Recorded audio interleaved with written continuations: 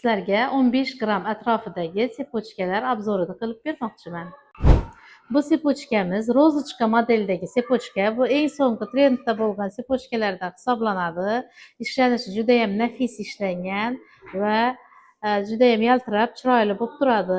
Kulonimiz esa so'nggi trenddagi Dorika kulon. Dorika qo'yib ishlangan kulon. Bu ikkalasi birgalikda 15 gram. Bu sepochkamiz 585 probadan italyanskiy modelda ishlangan so'nggi trendda bo'lgan sepochka.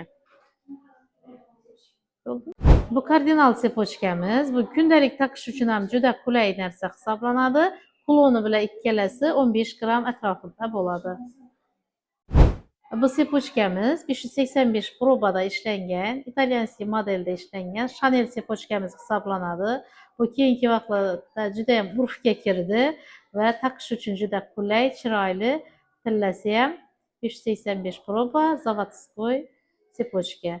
Chanel olmoqchi bo'lsangiz bizga murojaat qiling.